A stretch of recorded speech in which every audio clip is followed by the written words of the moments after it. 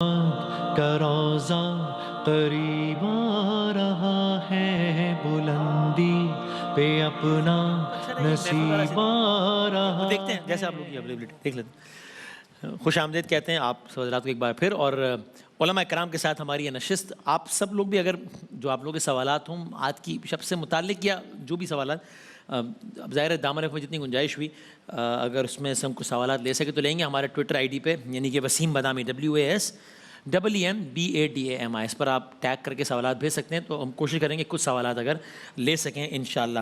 تو ہمارے ساتھ موجود جناب قبلہ مفتی احسن نوید نیازی صاحب، قبلہ بہت شکریہ، بہت نوازش، جزاک بہت اللہ مبارکباد آپ کو۔ خیر مبارک، آپ کو بھی بہت مبارک ہو، بلکہ تمام عالم اسلام کو عیدوں کی عید مبارک ہو۔ جزاک اللہ بہت نوازش، بہت شکریہ۔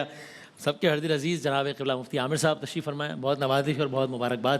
بہت شکریہ، اور آپ کو بھی تمام مسلمانوں کو بھی حضور نبی کریم علیہ السلام کی آمد اور ولادت کی مبارک۔ جزاک اللہ۔ اور میں بہت شکر گزار ہوں، ہمارے ساتھ موجود ہیں جناب قبلہ مولانا غلام رضا روحانی صاحب، بہت نوازش اور بہت بہت مبارکباد کو بھی۔ آپ کو بھی مبارک ہو، اور میں جملہ کہوں گا رحمت للعالمین، جو عالمین کے لیے رحمت ہے، صرف مسلمین کے لیے نہیں۔ واہ واہ، تو پورے عالم انسانیت کو یہ عید مبارک ہو، چاہے سمجھ میں آئے ان کو بھی نہ سمجھ میں آئے ان کو بھی۔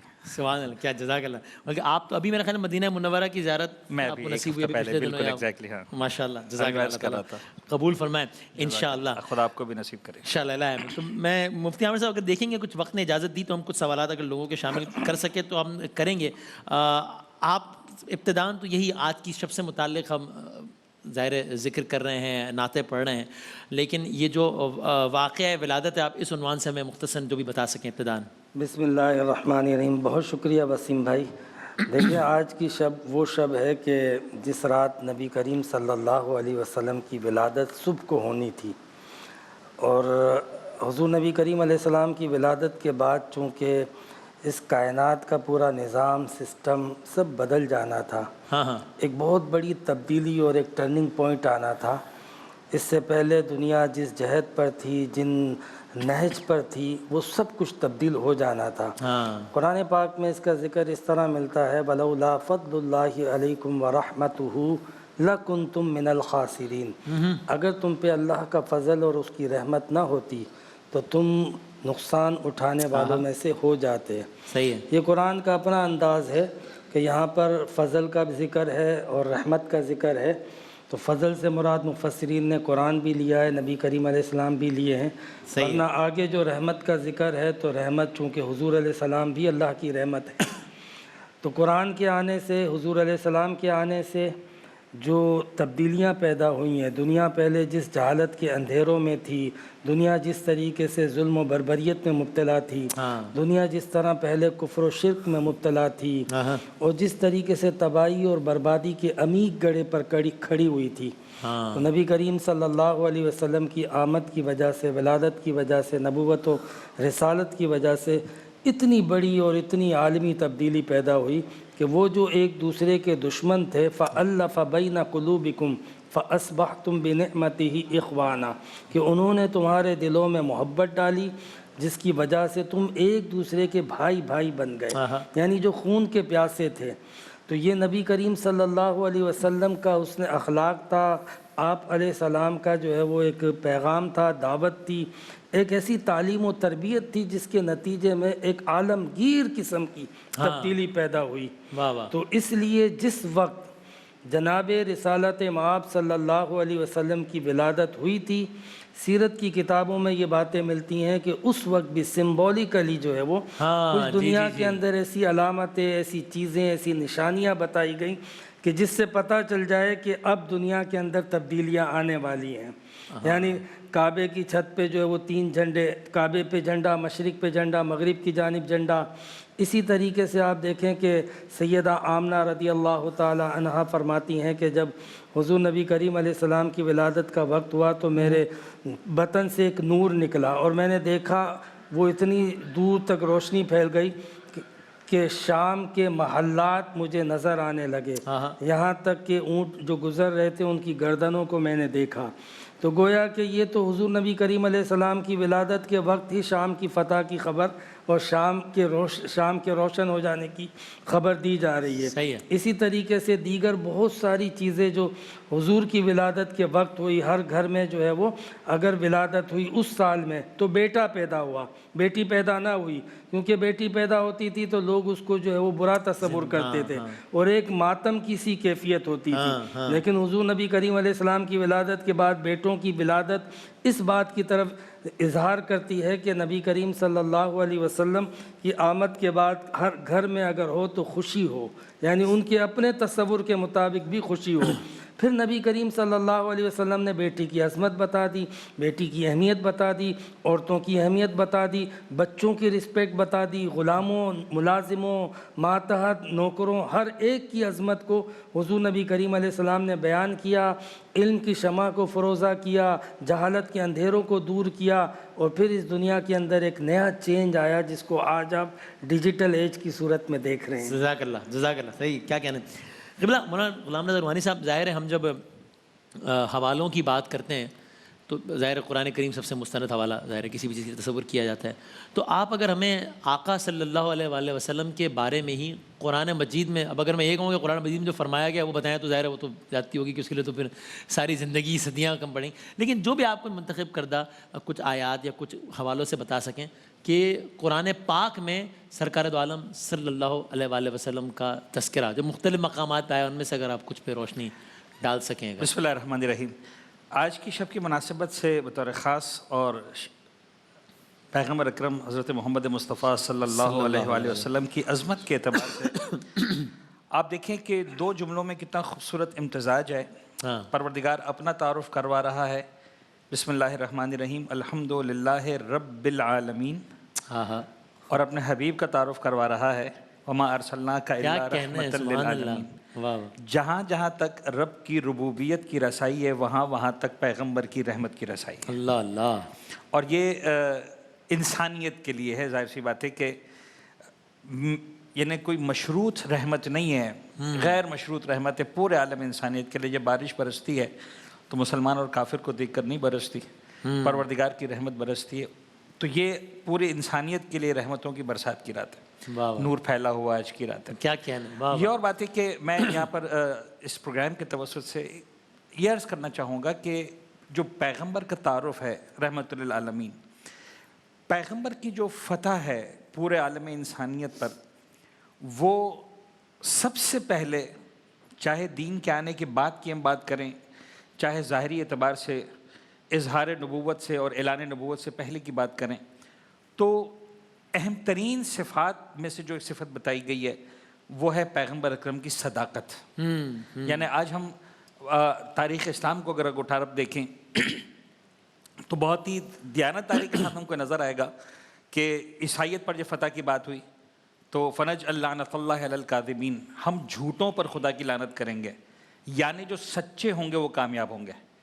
پیغمبر اکرم اگر آج کے دور میں ہم دیکھیں تو کامیابیوں کی جو اعلیٰ ترین زینوں پر ہمیں نظر آتے ہیں وہ کرسچنز نظر آتے ہیں، جیوز نظر آتے ہیں، لیکن پیغمبر کی جو فتح قرآن بتا رہا ہے وہ دو بنیادوں پر بتا رہا ہے۔ فمن حاجک فیہ من بعد ما جاءک من العلم فقل تعالوا ندعو ابناءنا وابناءکم، جب علم آ گیا تو پہلی فتح علم کی بنیاد پر ہے، فنجعل لعنۃ اللہ علی الکاذبین، میں بہت مختصر کر رہا ہوں، دوسری فتح صداقت کی بنیاد پر ہے۔ صحیح ہے۔ اور آج آپ دیکھیں کہ پیغمبر اکرم کی ولادت کا جشن مناتے ہوئے ہمیں سب سے زیادہ جس چیز پر فوکس کرنا چاہیے من حیث القوم، وہ انہی دو بنیادی نکات پر فوکس کرنا چاہیے، نمبر ایک علم، صحیح، نمبر دو صداقت۔ اور یہ دونوں میدان وہ ہیں کہ جہاں پر ہم کافی پیچھے نظر آتے ہیں، as a nation, as a مسلمان، not as a nation, as a قوم، ایز اے امت، یعنی صرف میں پاکستان کی بات نہیں کر رہا، یعنی میرا دل چاہتا ہے میں جب پڑھتا ہوں کہ دنیا کی 500 یونیورسٹیز تو ان میں سے ایک بھی پاکستان میں نظر نہیں آتی۔ صحیح، ایک وہ وطن جو اسلام کے نام پر حاصل کیا گیا، یعنی علم کے میدان میں ہم کیوں اتنا پیچھے ہیں صحیح ہے کہ 500 یونیورسٹیز میں فرسٹ 500 میں ہمارا کہیں بھی نام نہ آ رہا ہو، اور جوڈیشری سسٹم میں بہرحال 200 کے اندر نام آ گیا ہمارا۔ ہاں جی جی، تو سمجھانا یہ ہے کہ کہاں صداقت میں ہم پیچھے ہیں صحیح ہے، اور کہاں علم میں۔ اللہ کے رسول نے جب باقاعدہ طور پر فتح مکہ کے بعد جو سب سے اہم کام کیا، وہ میں یہ اکثر کہتا ہوں کہ پیغمبر اکرم نے جو کام کیا وہ یہ کام کیا کہ پہلی تعلیمی یونیورسٹی کی بنیاد رکھی. صحیح ہے. یعنی عالم انسانیت میں ایسا نہیں ہوا تھا کہ جنگی قیدیوں سے جو جزیہ وصول کیا جائے وہ یہ کیا جائے کہ ٹھیک ہے جس کو پڑھنا لکھنا نہیں آتا وہ تو خیر مال دے گا, کام کرے گا اور اپنی آزادی کا انتظام کرے گا, لیکن جس کو پڑھنا لکھنا آتا ہے اس کی سزا یہی ہے, یعنی اس کا جزیہ یہی ہے کہ ایک پڑھا لکھا 10 مسلمانوں کو پڑھنا لکھنا سکھا دے تو اس کو ہم آزاد کر دیں گے.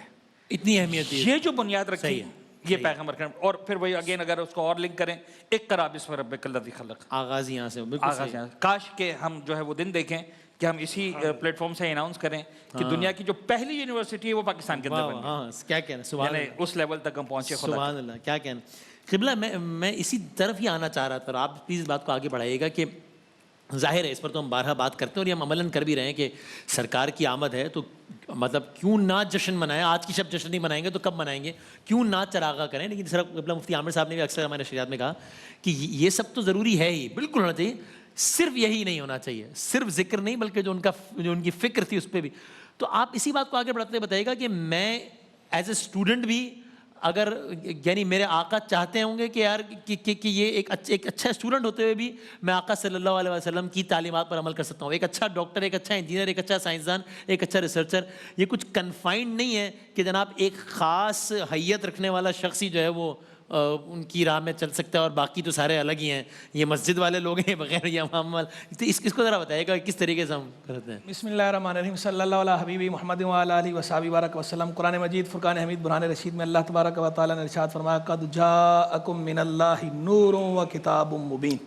تحقیق تمہارے پاس آ گیا اللہ کی طرف سے نور اور روشن کتاب, کتاب مبین. اچھا یہ نور اور کتاب مبین میں جو حرف آیا نا واو کنجنکشن کسے کہتے ہیں انگلش میں, حرف عطف, صحیح ہے. تو یہ غیریت کا تقاضا کرتا ہے, یعنی جو معطوف علیہ ہے وہ الگ ہے, جو معطوف ہے وہ الگ ہے. جب ہم کہتے ہیں نا زید اور بکر آئے, ٹھیک ہے, تو اور سے پہلے والا جو بندہ ہے وہ الگ ہے, وہ ذات الگ ہے, اور جو اور کے بعد ہے وہ الگ ہے, یعنی زید الگ ہے, بکر الگ ہے. ٹھیک. تو تحقیق تمہارے پاس آ گیا نور اور روشن کتاب, تو پتہ چلا واو سے پہلے جس نور کا تذکرہ ہے وہ الگ ذات ہے, اور جو آگے کتاب مبین میں جس کا ذکر ہے وہ الگ شے ہے. تو نور سے مراد جو ہے مفسرین فرماتے ہیں حضور جان عالم صلی اللہ تعالی علیہ وآلہ وسلم ہے, اور کتاب مبین سے مراد جو کتاب آپ لے کر. اچھا کبھی کبھی جو ہے وہ عطف تفسیری بھی ہوتا ہے, جیسے ظلم و ستم, جس کے اندر جو اگر لفظ ستم ہے وہ پچھلے ظلم کی تفسیر کے لیے.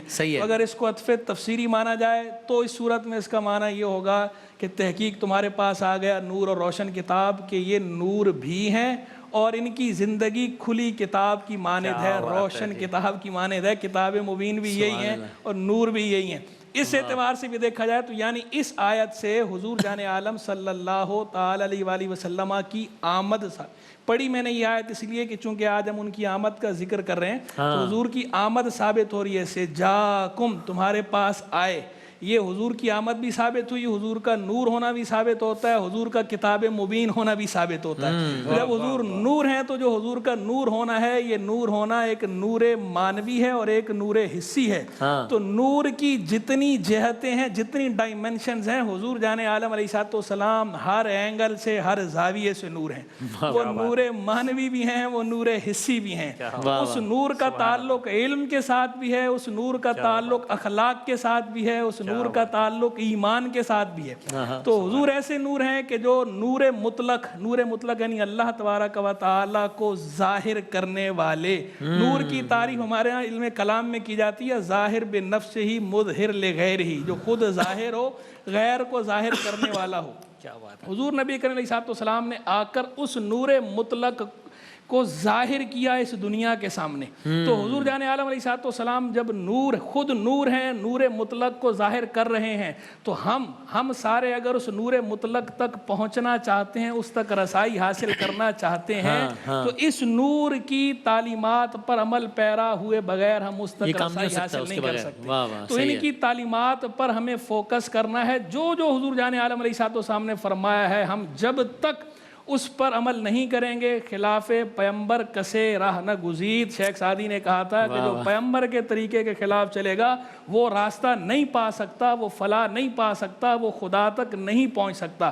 تو ہر مسلمان چاہے اس کا تعلق علم دین کے ساتھ ظاہری طور پر ہو یا نہ ہو, چاہے اس کا تعلق مسجد یا مدرسے کے ساتھ ہو یا نہ ہو, جو بات آپ نے کی, جس فیلڈ سے بھی وابستہ ہو, مسلمان مسلمان ہے, اللہ کو ماننے والا ہے, اللہ کو راضی کرنا چاہتا ہے. تو اگر اللہ کو راضی کرنا ہے تو اللہ کے محبوب کریم علیہ السلام کی تعلیمات پر عمل پیرا ہونا ضروری ہے. جو حضور جان عالم علیہ السلام نے حقوق اللہ بتائے ہیں ان حقوق کو بھی ہم نے پورا کرنا ہے. جو حضور نے حقوق العباد بتائے ہیں ان حقوق کو بھی ہم نے پورا کرنا ہے. اس میں یہ نہیں چلے گا کہ ہم بولیں کہ جناب حقوق اللہ ادا کر لیں, حقوق العباد کی خیر ہے, اور یہ بھی نہیں چلے گا کہ حقوق العباد ادا کر لیں, اخلاق سے لوگوں کو ملیں گے, حقوق اللہ کی خیر ہے. حقوق اللہ اور حقوق العباد دونوں ایسے ہیں جیسے ایک جہاز کے دو پر, کہ اگر جو ایک پر بھی خراب ہوگا تو آپ کا جہاز جو ہے وہ اڑان نہیں بھر سکتا, جہاز خراب ہے. تو بندہ مومن کی زندگی کی مثال ہے اس کی حیات کی زیست کی جہاز کی طرح. حقوق اللہ کی ادائی اس کا ایک پر ہے, حقوق العباد کی ادائی اس کا دوسرا پر ہے. جب تک دونوں پر درست نہیں ہوں گے اس وقت تک یہ اڑان نہیں بھر سکتا, یہ فلاح تک, کامیابی تک, سکسیس تک نہیں جا سکتا. جس سکسیس کے پیچھے لوگ بھاگتے ہیں اس سکسیس تک پہنچنا ہے تو دونوں پروں کا سلامت ہونا, درست ہونا ضروری ہے. اور یہ حضور جان عالم علیہ السلام کی تعلیم پر عمل پیرا ہوئے بغیر ممکن ہی نہیں. کیا کہنا ہے, جزاک اللہ, جزاک اللہ. مفتی صاحب یہ جو دو پروں کی بات کی نا, یہ توازن کی جو بات کی, اس کو بھی ذرا سمجھائیے گا کہ ایک طرف یہ بھی ایمان اور عقیدے کا حصہ ہے, اور آپ فرمائیے گا کہ ہونا چاہیے نا کہ آقا صلی اللہ علیہ وآلہ وسلم شافع روز محشر ہیں. تو اب یہ بیلنس ذرا مجھ جیسے کم فہم کم علم آدمی کو سمجھائیے گا کہ ایک طرف جب یہ یقین ہو جاتا ہے کہ شافع محشر ہے تو پھر سوال اٹھتا ہے کہ اچھا تو اس کا مطلب تو پھر ٹھیک ہے نا, پھر اگر کچھ یعنی پھر یہ تاثر جنم لیتا ہے یا کچھ باتوں سے یہ تاثر لیا جاتا ہے کہ اس کا مطلب ڈنڈی بھی مار دی تو جی مسئلہ نہیں ہے چونکہ, اور ورنہ وہ کہتے ہیں کہ اچھا تو آپ کا ایمان نہیں ہے کہ وہ شافع ہے نا, شافع تو بس شفاعت ہو جائے گی. تو پھر یہ بیلنس بتائے گا کہ بھائی کہ جس میں شافع ہونے کا مطلب یہ بھی نہیں ہے کہ مجھے لائسنس ٹو کل یا لائسنس ٹو سن ہے, اور دوسرا یہ بھی ہے کہ یہ بھی نہیں ہونا چاہیے کہ جناب ان کے شافع نہ ہونے پر نعوذ باللہ ایمان نہ ہو. اس توازن کو سمجھائیے گا ذرا. جی ہاں بالکل, آپ نے بڑی اچھی بات کی ہے کہ جہاں ہم نبی کریم علیہ السلام کی آمد کا ذکر کر رہے ہوں وہیں پر ضروری ہے کہ آپ کی آمد کے مقصد کو بھی واضح کیا جائے. صحیح ہے. اور نبی کریم علیہ السلام کا شفیع ہونا اور نبی کریم صلی اللہ علیہ وسلم کا جو ہے وہ گناہ گاروں کی شفاعت کرنا تو احادیث سے مسلم ہے. صحیح ہے, صحیح. لیکن وہیں پر یہ بھی بتایا گیا ہے کہ حضور علیہ السلام کس کی شفاعت کریں گے. ایک بات تو یہ. دوسری بات یہ بھی ذہن میں رکھیں کہ کئی لوگوں کے بارے میں حضور نے فرما دیا فلاں کی شفاعت نہیں ہوگی, اللہ فلاں کی شفاعت نہیں کی جائے گی. اسی طرح کئی لوگوں کے بارے میں یہ نصوص ہے کہ جس کے اوپر حقوق العباد ہیں تو اس کو اس کا جو ہے وہ جواب اور حساب دینا ہی دینا ہے. یعنی میں کسی کا حق مار کے اس اطمینان میں نہ رہوں کہ وہ شفاعت ہو جائے گی نا, ٹھیک ہے, مطلب خالی یعنی یہ سوچ کے حق نہ ماروں کم از کم. تو شفاعت کے بارے میں نے کسی مرتبہ ایک بزرگ سے پوچھا کہ جب شفاعت ہے تو لوگ کیوں عمل کرتے ہیں. یہ ہاں تو انہوں نے کہا شفاعت کب ہوگی, جب بندہ گناہ کرے گا, گناہ کر کے پکڑ ہوگی, پکڑ ہو کے جہنم میں جائے گا, تو پھر حضور نبی کریم علیہ السلام شفاعت کریں گے. اب وہ جو چکر ہوگا جہنم کا وہ پتہ نہیں کتنا ہوگا, وہ کوئی 1 سیکنڈ کا یا 5 سیکنڈ کا یا 1 گھنٹہ, حالانکہ وہ 1 سیکنڈ کا بھی برداشت کے قابل تو ہے نہیں. جی بالکل. تو جس توازن کی آپ بات کر رہے ہیں نا, اصل میں ہم نے ذات رسالت مآب صلی اللہ علیہ وسلم کو سمجھنے میں, پریزنٹ کرنے میں, ان کا تعارف کرنے میں, ان سے تعلق قائم کرنے میں عدم توازن کا شکار ہوئے. آپ سمجھ رہے ہیں, ہم ان کی نورانیت کو ذکر کرتے ہیں تو بشری شان کو چھوڑ دیتے ہیں. یعنی نبی کریم علیہ السلام آپ دیکھیں کہ اگر وہ چاند کے 2 ٹکڑے کر رہے ہیں تو پھر نظام کے 2 ٹکڑے کرنے کے لیے پیٹ پہ پتھر باندھ رہے ہیں, وہ بھی تو کر رہے ہیں نا. حضور علیہ السلام ڈوبے ہوئے سورج کو پلٹا رہے ہیں ایک اشارے سے. حضرت علی کی نیند پر فردد الشمسا حکم دیتے ہیں, سورج پلٹ آتا ہے. تو دوسری طرف آپ دیکھو ڈوبی ہوئی انسانیت کو, کیا بات ہے, وَكُنْتُمْ عَلَى شَفَا حُفْرَةٍ مِّنَ النَّارِ فَأَنْقَذَكُم مِّنْهَا, تم تباہی بربادی کے عمیق گڑھے پر تھے. انسانیت تباہ ہو چکی تھی, وحشت, بربریت, دہشت دنیا میں تھی, لیکن حضور نے اس ڈوبی ہوئی انسانیت کو پلٹایا. تو اس کے لیے جو حضور نے محنت کی ہے, دن رات جو ہے وہ غزوات, دن رات عبادت, دعائیں, دن رات جو محنتیں کی ہیں, اس کو ہم نہیں دیکھتے ہیں. سبحان ہم اللہ. یہ دیکھتے ہیں کہ نبی کریم صلی اللہ علیہ وسلم نے پتھر کو حکم دیا تو اس نے کلمہ پڑھ لیا. صحیح ہے. لیکن یہ جو سنگ دل لوگ تھے, کیا بات ہے, یہ واہ واہ کافر, واہ واہ, ان کو جو کلمہ کیا پڑھایا, بات ہے بھائی. گھر گھر جا کے پتھر بھی کھائے. حضور ہائے نبی کریم علیہ السلام نے محنتیں بھی کی, ایک کے گھر پہ طائف کی وادی میں جا کے لہولان ہوئے, دستک دے دے کے, دعوت دے دے کے, لیکن پھر آپ نے ان کو کلمہ پڑھایا. تو یہ ہمیں حضور سے اگر تعلق رکھنا ہے تو ان دونوں شانوں کو پیش نظر رکھنا پڑے گا کہ حضور کی ایک وہ شان جو آپ کی عظمت کا پہلو ہے اور ایک وہ شان جو آپ کی سیرت کا پہلو ہے. واہ واہ واہ. نہ ہم آپ کی عظمت کو نظر انداز کر سکتے ہیں, اس پر بھی ہم فدا ہیں, نہ آپ کی سیرت کو نظر انداز کر سکتے ہیں کہ اس کے بھی ہم غلام ہیں, کیونکہ یہ حضور کی آمد کا مقصد ہے. سبحان اللہ. کیا کہنا ہے, کیا کہنا ہے. اور قبلہ ایک زاویہ یہ بھی ہے, سرکار دو عالم صلی اللہ علیہ وسلم سے ظاہر محبت کا اظہار کر رہے ہیں آج سارے عاشقان, سوائے ابلیس کے جہاں میں سبھی تو خوشیاں منا رہے ہیں. تو ایک زاویہ اس کا یہ بھی ہے کہ یہ جو حلال حرام وہ تو ہے ہی اپنی جگہ ظاہر مسلمہ حقیقت, لیکن وہ قبلہ آپ اگر مدد فرما سکیں, مجھے پورا شعر یاد نہیں رہتا, اقبال نے جو زاویہ پیش کیا, تو غنی از ہر دو عالم من فقیر, روز محشر عذر ہائے من پذیر. اس کا خلاصہ کہتے ہیں کہ مطلب میرے اعمال اگر ایسے ہوں کہ جس کی بنا پر میرا ٹھکانہ ہو, تو مجھے محمد صلی اللہ علیہ وسلم کے سامنے پیش نہ کرنا, بڑی بڑی ندامت ہوگی. ایک یہ بھی اینگل ہے نا چیزوں کو دیکھنے کا, فقہی حوالوں کے علاوہ, کہ مجھے اس ذات سے اتنی محبت ہے تو میں اس کی محبت کی خاطر پھر یہ چھوڑ دوں کہ وہ حلال حرام تو اپنی جگہ ہے ہی, جنت جانا, لیکن میں کیسے فیس کروں گا کہ یار کہ میں آپ سے محبت کے نعرے لگاتا رہا اور لیکن یہ سب بھی کرتا رہا. یہ بھی ایک اینگل ایک مسلمان کے لیے ذرا فیول ہو سکتا ہے کہ ان کی محبت میں چھوڑ دو یار, میرے ایسے گناہ گار کے لیے تو یہ بھی بڑا ایک فیول ہوتا ہے. اس پہ فرمائیے گا. یعنی یہی ساری باتیں, دو تین باتیں جلدی جلدی ذہن میں آ رہی ہیں. اور شفاعت کا جو کانسیپٹ ہے ایک مثال کے ذریعے سمجھانے کی کوشش کر رہا ہوں, تو شاید آسانی سے, میں چونکہ اسکول چلاتا ہوں, ابھی بھائیوں سے بات کر رہا تھا, تو مجھے بڑی ایک آسانی سے بات سمجھ میں آئی کہ بھائی ایک بچہ فیل ہو گیا. صحیح ہے. آپ میرے جاننے والے مثلاً فرض کر لیں, اور آپ نے فون کیا کہ یار روانی صاحب یہ بچہ فیل ہو گیا, اس کے ساتھ ضائع ہو جائے گا, مہربانی کریں اس کو آپ.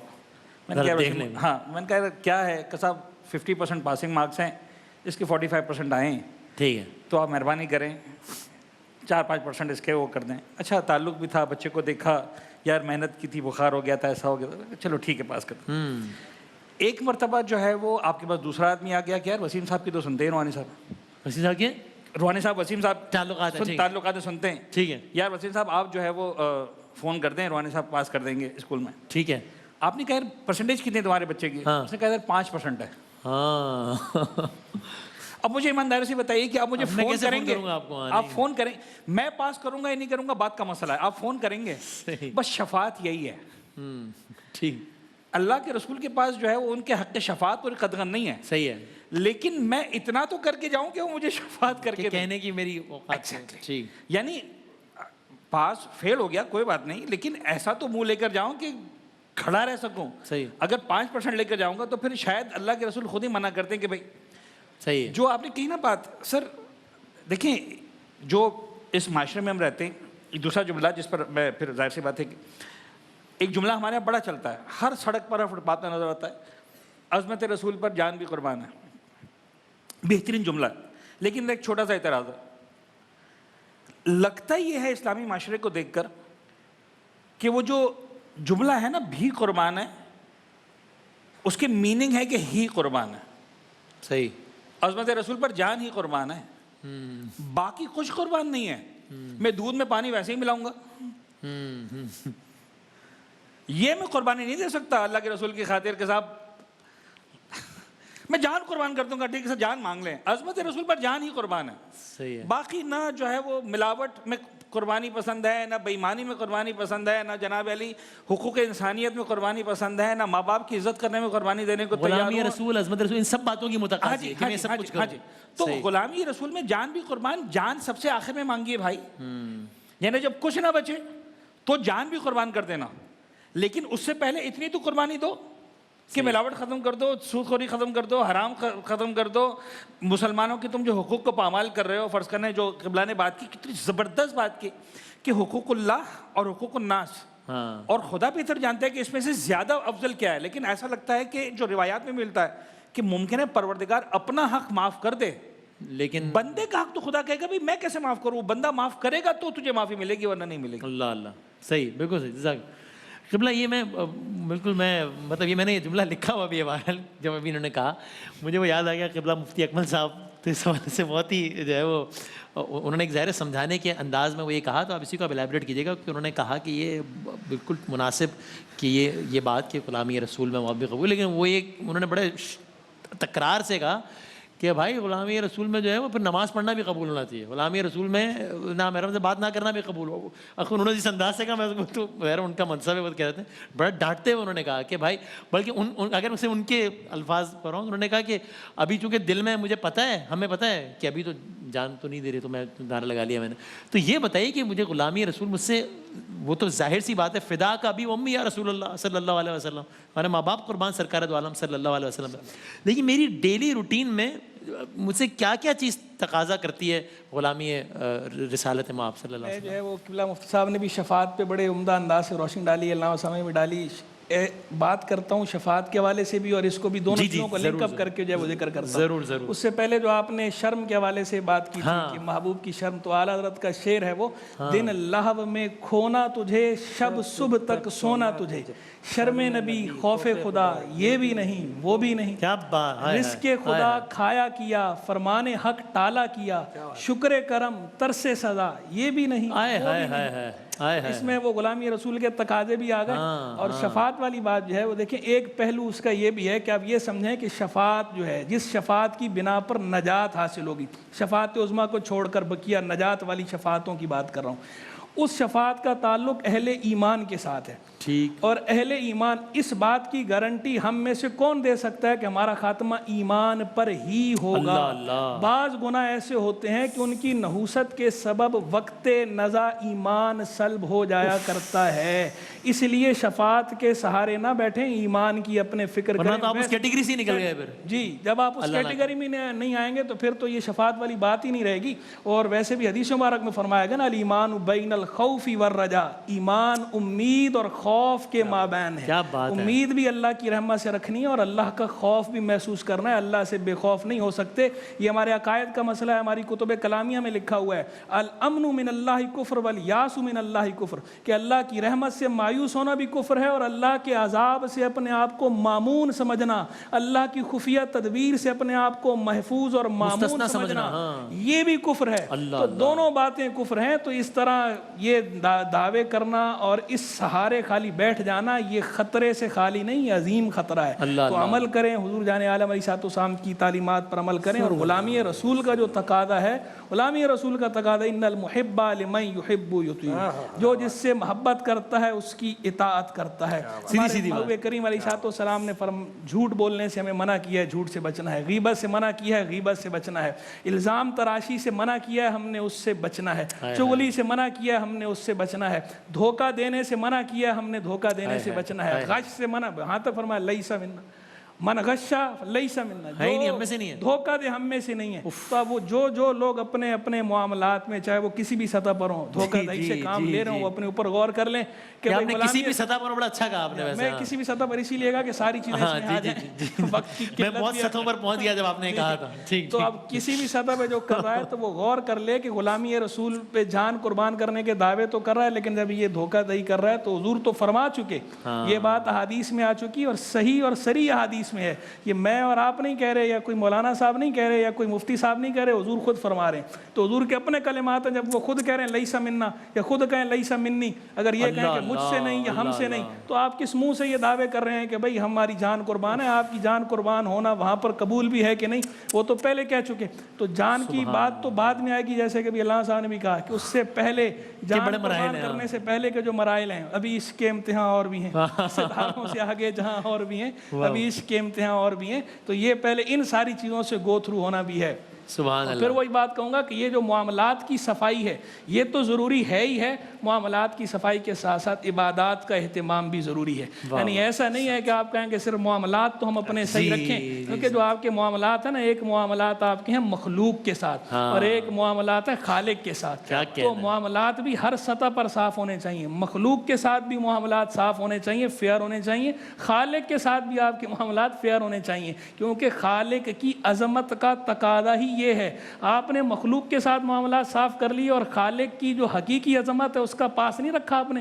اس سے یہ ظاہر ہوتا ہے کہ آپ مخلوق کی عظمت تو آپ کے دل میں ہے, خالق کی عظمت آپ کے دل میں نہیں ہے. اگر خالق کی حقیقی عظمت آپ کے دل میں جا گزی ہوتی تو خالق کے حقوق کا پاس بھی آپ کے دل میں زیادہ ہوتا, اور خالق کے حقوق میں ہی یہ حقوق العباد بھی اس بنا پر آ جاتے ہیں کہ حقوق العباد کی ادائی کا حکم بھی کس کا ہے. جب آپ حقوق العباد میں کوتاہی کرتے ہیں تو یہ کوتاہی ایک سطح پر نہیں ہوتی, یہ بھی دو سطح پر ہوتی ہے, یہ بھی ڈبل جرم ہوتا ہے. اور اسی لیے اس پہ جو اللہ کا حکم ہے نا کہ اور اس پہ جو زیادہ فرمایا گیا نا, جو زیادہ زور دیا گیا, اس کی ایک وجہ بھی ہے کہ اس میں دو حق جمع ہو گئے ہیں, بندے کا بھی ہے اور خالق کا حق بھی ہے. تو لہٰذا اس جہت کو بھی ملحوظ رکھیں. کیا بات ہے, حقوق العباد کو بھی پورا کرنا ہے, ادا کرنا ہے. حقوق اللہ کو بھی ہم نے فراموش نہیں کرنا. اور آج کی اس مبارک شب میں ہم اللہ کے حضور دعا کرتے ہیں کہ اللہ تعالی ہمیں اپنے حقوق ادا کرنے کی بھی توفیق دے, اپنے بندوں کے حقوق ادا کرنے کی بھی توفیق دے, اور اپنی اور اپنے پیارے محبوب علیہ السلام کی سچی محبت ہمارے قلب میں راسخ فرما دے, اور اس کے تمام تقاضوں پہ ہمیں عمل پیرا ہونے کی توفیق دے. سبحان اللہ, جزاک اللہ, بہت نوازے, بہت شکریہ, خوبصورت گفتگو, بہت شکر گزار ہوں میں جناب خلیفہ مفتی عامر صاحب, قبلہ غلام رضا روحانی صاحب, اللہ بہت نوازش. نیازی صاحب بہت شکریہ, بہت نوازش.